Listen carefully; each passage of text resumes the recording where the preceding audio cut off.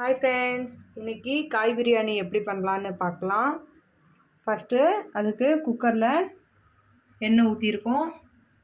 எண்ணெய் காஞ்சதும் அதில் 4 கிராம்பு போட்டுக்கலாம், 2 அன்னாச்சி பூ போட்டுக்கலாம், மராட்டி பூ 1 போட்டுக்கலாம், 2 பட்டை போட்டுக்கலாம், பிரியாணி இலை 2 போட்டுக்கலாம், கல்பாசி கொஞ்சம் போட்டுக்கலாம், 3 ஏலக்காய், ஜாதி பத்திரி கொஞ்சம்.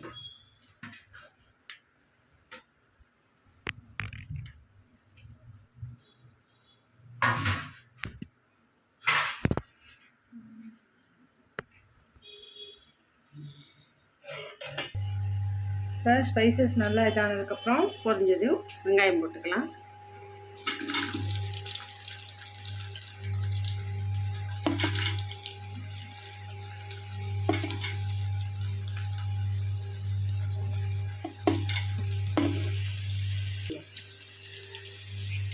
ரெண்டு வெங்காயம், பெரிய வெங்காயத்தில் 2 வெங்காயம் எடுத்து நீள நீளமாக கட் பண்ணி வச்சுருக்கேன்.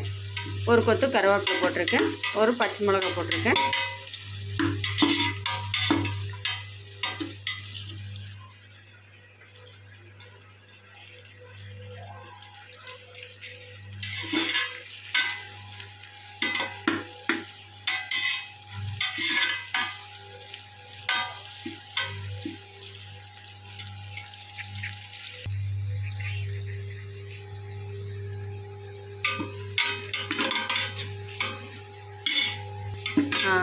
வெங்காயம் ஓரளவுக்கு வணங்கிடுச்சு.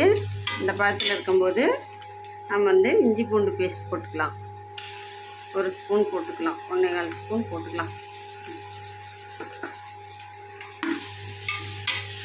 அப்புறம் அதோடய புதினா தழை போட்டுக்கலாம்.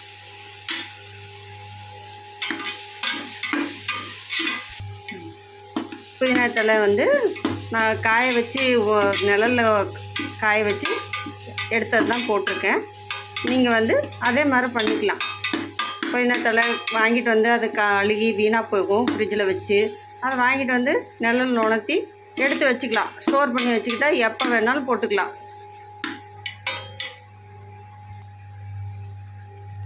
கொத்தமல்லி தூள் 1 ஸ்பூன் போட்டுக்கலாம்.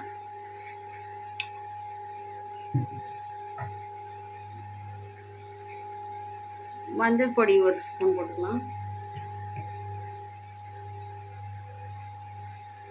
மிளகாத்தூள் 1 ஸ்பூன் போட்டுக்கலாம். எல்லாம் எண்ணெயில் நல்லா கொஞ்சம் வணங்கணும். இது வணங்கினதுக்கப்புறம் போட்டோம்னா தான், காய் போட்டோம்னா எண்ணெய் பிரிஞ்சு மேலே வரும், ரெட் கலரில் வரும் பிரியாணி. உப்பு, சோயாபீன்ஸ் போட்டுக்கலாம். பச்சை பட்டாணி போட்டுக்கலாம்.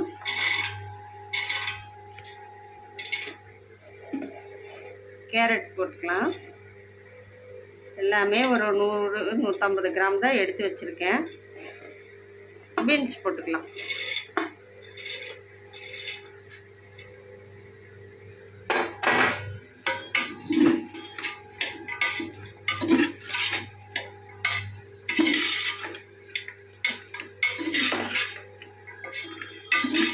இப்போ இந்த காய்க்கு தேவையான உப்பு போட்டுக்கலாம்.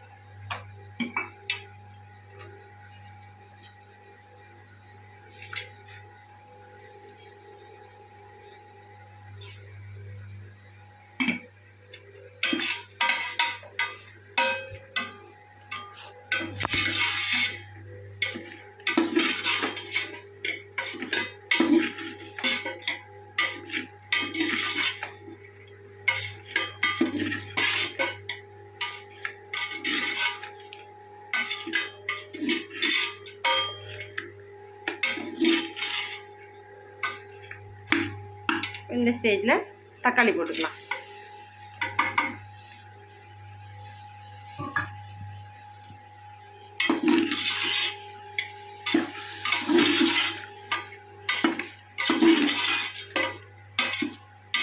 இப்போ ஏன் போட்டேன்னா, ரொம்ப குழஞ்சி காயிலெலாம் ரொம்ப புளிப்பு ஆயிரும்.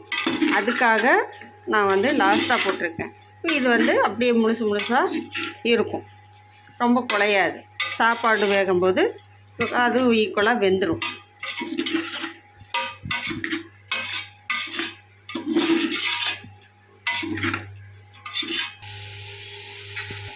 நான் இப்போ கொஞ்சம் வீட்டில் அரைச்ச கரம் மசால் பொடி கொஞ்சம் சேர்த்துக்கிறேன்.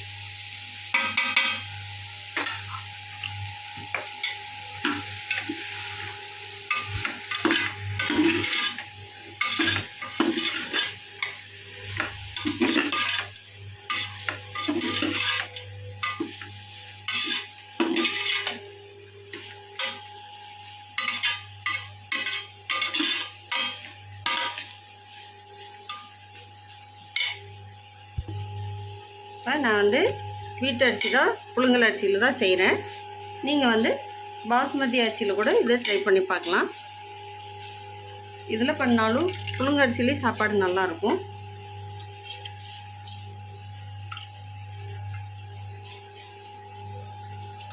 ஒரு அலாக்கு போட்டிருக்கேன்.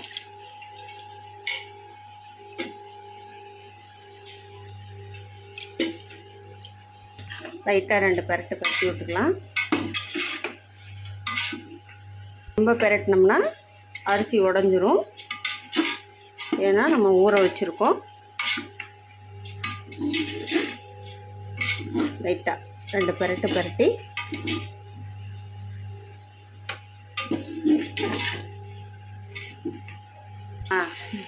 இப்போ நான் வந்து இது ஃபஸ்ட்டு 2வது எடுத்த தேங்காய் பால் இது ஒரு 1.5 அளவுக்கு ஊற்றுறேன். தேங்காய் பால் ஊற்றி செய்யும்போது டேஸ்ட் நல்லா இருக்கும். நம்ம நார்மலாக செய்யும்போது தண்ணி கொதிக்க வச்சு போடுவோம் அரிசியை. ஆனால் இப்படி செய்யும்போது குழந்தைங்கள்லாம் விரும்பி சாப்பிடுவாங்க. எங்கள் வீட்டில் பேர பிள்ளைங்களாம் இருக்காங்க, லீவில் வந்திருக்காங்க. அவங்களுக்கு இதுக்கு தேங்காய் பால் ஊற்றி கொடுத்தா எங்கள் பேத்திக்கு ரொம்ப பிடிக்கும். இப்போ இது வந்து ஃபஸ்ட் எடுத்த தேங்காய் பால், திக்கான தேங்காய் பால் பார்த்திங்கன்னா உங்களுக்கே தெரியும். திக்கான தேங்காய் பால். ஒரு அளவுக்கு அரிசிக்கு 2 அளவுக்கு தேங்காய் பால் எடுத்திருக்கேன். ஃபஸ்ட்டு பால், 2வது பால் அப்படி எடுத்து போட்டிருக்கேன். நீங்கள் வேணும்னா பால்லையே கூட வச்சுக்கலாம்.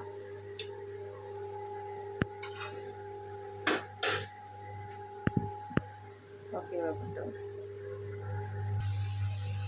இது ஒரு கொதி வரணும். கொதி வர வரைக்கும் கொஞ்சம் வெயிட் பண்ணலாம். சும்மா 2 நிமிஷம் கழித்து இப்போ குக்கரை ஓப்பன் பண்ணி பார்க்கலாம். சாப்பாடு கொதி வந்துருச்சு. இப்போ எலுமிச்சம்பழம்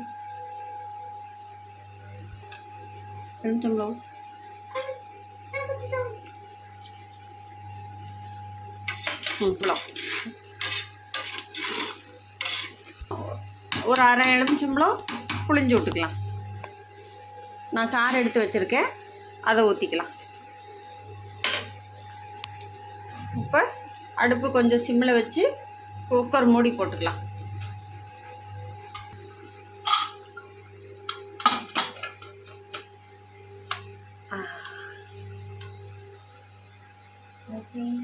விசில் வந்தால் ஆஃப் பண்ணிடலாம். குக்கர் மூடி போட்டு மூடியாச்சு. அடுத்து 2 விசில் வந்ததையும் நம்ம பார்க்கலாம்.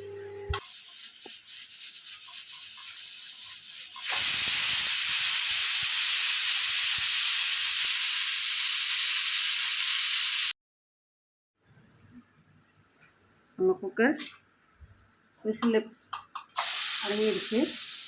லைட்டாக தூக்கி விட்டுருக்கலாம்.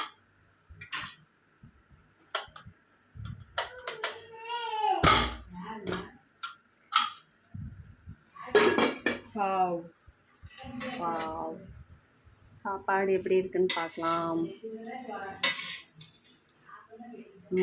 பாருங்கள், அடி பிடிக்காத சாப்பாடு. நல்லா உதிராக எப்படி வந்திருக்கு பாருங்கள். பிரியாணி சூப்பராக வந்திருக்கு. குக்கரில் அடி பிடிக்காமல் எப்படி செய்கிறதுன்னு காமிச்சிருக்கோம். இந்த வீடியோ உங்களுக்கு பிடிச்சிருச்சுன்னா லைக் பண்ணுங்க, ஷேர் பண்ணுங்க, கமெண்ட் பண்ணுங்கள். மறக்காமல் ஃபேமிலி சேனலுக்கு சப்ஸ்கிரைப் பண்ணுங்கள். தேங்க்யூ.